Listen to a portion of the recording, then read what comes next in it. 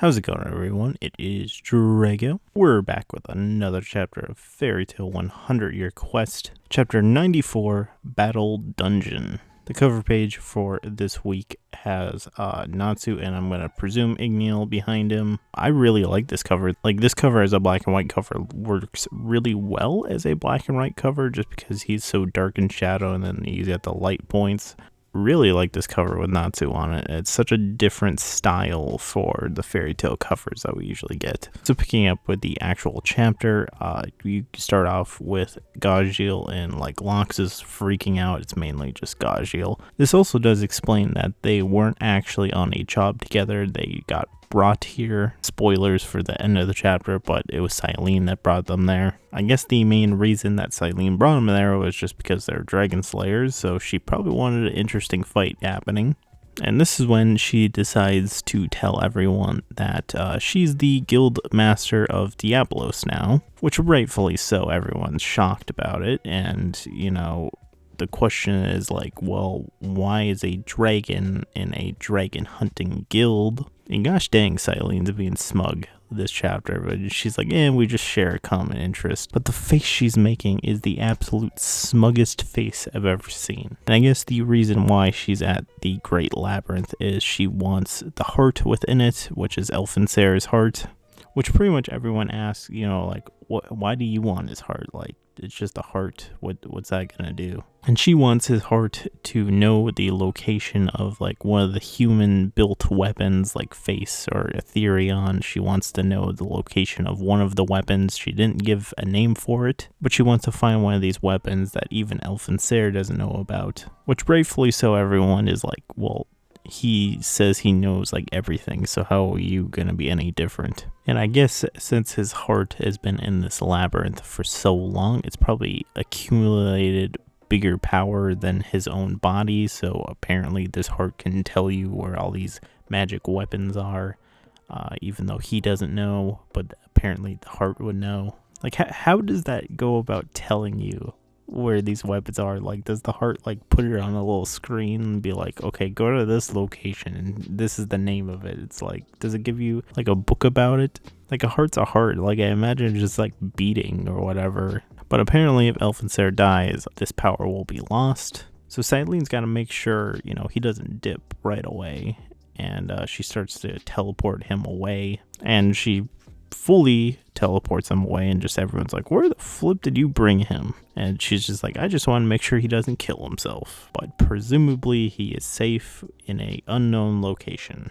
And pretty much everyone's just like, what's going on here? And Selene's like, didn't I tell you? This is a game, man. We're gonna have a fun time. Which I like her introducing the rules to this game, and she's got this group shot of Diablos. I quite like this shot of Diablos. But she says that there is 7 members of Diablos and 7 from Fairy Tale, which she doesn't include the Exceeds, and I love that Carla is upset about it.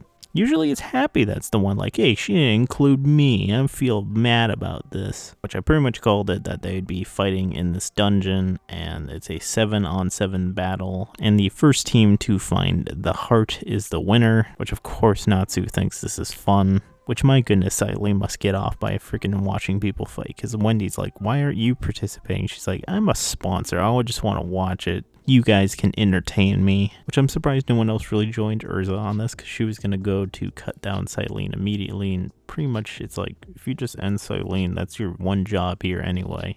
Apparently her saying that if you find the heart and bring it to me, I'll gladly be your opponent makes everyone back down. Also, why is Loxus being really stupid this chapter? Like, I skipped over a few of his lines, but he's like, I don't get what's going on here. Even after Selene challenging them, he's like, I still... So say it again so I can understand. Forget about his dialogue. But I do agree with Gray here. It's like, oh, if Loxus is here, we got a pretty good chance of winning this. Which, I mean, they do have 2 S-class wizards with them. That would be Urza and Loxus. Which this just shows how Selene really does not care. It'd be like, whether you guys win or both sides die, you know, as long as I get the heart, you know, it's all entertainment to me at the end of the day. So she starts laying out more rules. That rule number 1 is take the heart and escape. There is 2 other rules that she put in place as well. The first one being that the entrance will be blocked until one side is completely wiped out, so all 7 are down for the count. And second is that you can't destroy the heart, which she says she already told us Diablos, and she gave them a little bit of a home field advantage because she let them explore the labyrinth before she starts sending everyone else in. This is where we're probably going to kick off a bunch of fights, and we'll see how crazy this gets in the 7-on-7 battle dungeon, which you do gotta respect Selene. She did offer the little crow if you wanted to come with her and drink some tea and watch the battles happening. Sadly, we do not get his reply on if he is joining her or drinking some tea. Gotta admit, when we first entered this dungeon, there's some pretty funny matchups here that actually did get a few laughs out of me, which it is Gajiel and Carla paired together. And they're just talking to each other like it's Gajiel talking to Lily and Carla talking to Wendy. But then they finally realize, oh, hey, these aren't the right people we're talking to. And both Gajiel and Carla realize, hey, you're not Lily and you're not Wendy. What's going on here? So freaking Gajiel and Carla are getting into a big argument, which I find quite hilarious. But then you get the reverse of that, because Wendy is holding Lily, which, gotta admit, it's pretty cute seeing Lily being held, which she eventually realizes, oh, hey, this isn't Carla, and she's like, oh my goodness, this wasn't Carla, I'm just holding Lily like that. And I like Lily's little expression being like, oh, it's fine. I wish Gajiel did this more. With our next pairing throughout this dungeon, we get Gray and Urza paired together. Urza makes a very valid point. If this labyrinth is filled with dragon slayers and they all have the same sense of smell and same senses as Natsu and Gajiel, they're going to find each other very easily in this whole dungeon. And that's not just for their friendlies, the enemies can find them easier as well. Again, another funny part of this chapter, I like that Urza's like, well, if you're scared, I can hold your hand. And like Gray's like, you're not really saying this to me right now, come on. Now for the team that is always pretty much a team together, Natsu and Happy are paired together and they're like, yeah, this dungeon's awesome, I'm all fired up. And they hear a noise in the distance and they realize that is the voice of Lucy. And I already know this chapter is going to get a lot of creepy memes happening here, but I'm going to refrain from bringing any of those up. They find Lucy and they find her stuck in a wall. And Natsu and Happy find it absolutely hilarious. And Lucy's just like, just stop laughing and please help me.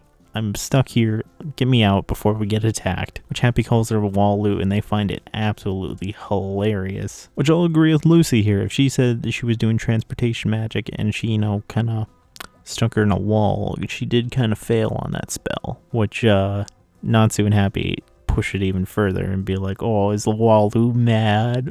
Which of course we have to check out what the back of this wall looks like, and you get the obligatory back shot as well. Lucy's just like, please get me out of here, Natsu, just break the wall, please. And Natsu's like, well, you know, I could break the wall, but it's pretty funny to see you in the wall, so I might leave you here. Lucy's just like, don't you dare leave me in here for your own freaking enjoyment. Which Natsu decides to finally listen to Lucy, and he starts pounding the wall, and he barely leaves a scratch on this wall, which Lucy's still stuck in there, which you get a figure sneaking up on Natsu and Lucy, saying that it's strange that the walls of this labyrinth cannot be broken. But that's to be expected, because if you could break the walls of this labyrinth, then it wouldn't be much of a labyrinth, would it? And this character gets revealed to be Haiku, the White Tiger Dragon, one of Diablos's Dark Dragon Slayer Knights. Natsu is like, Diablos and a little kid?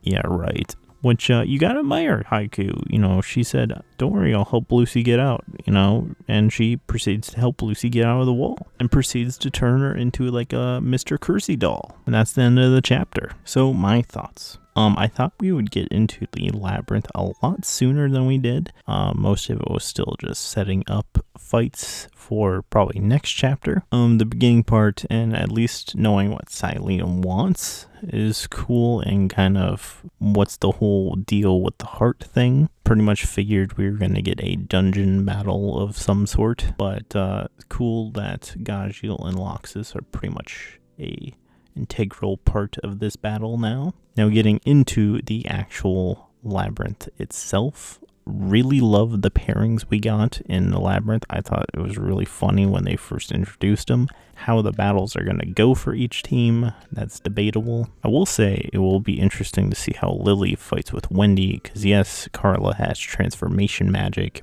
Lily's more of like transform into his buff form and like be a brawler dude. So that could be an interesting little pairing. Otherwise, we've already kind of seen Gray and Urza together, and we've already seen the triple team of Lucy, Natsu, and Happy already, but it's very nice to see those three back together again, and hopefully Lucy gets returned back to normal, because it actually does seem like she can talk, or at least have conscious thought as the doll, but hopefully she gets turned back to normal so they can all fight together as a team. Would love to see another team fight with Natsu, Lucy, and Happy, but if she can instantly turn Lucy into a doll, that is kind of a spooky power, so hopefully Natsu's got something up his sleeve to take on this chick. White Tiger Dragon, not really entirely sure what the flip her magic is supposed to be. I mean, obviously she turned Lucy into a doll, so she just has some form of like a transformation magic right there. Very excited for the next chapter, because we're probably actually going to get fights, and hopefully we get some more fun banter between the teams that we got here. We're very likely going into a very probably action-packed next couple of chapters, so leave what you guys thought of the chapter down below. Otherwise, thank you for watching, and this is Drago signing out.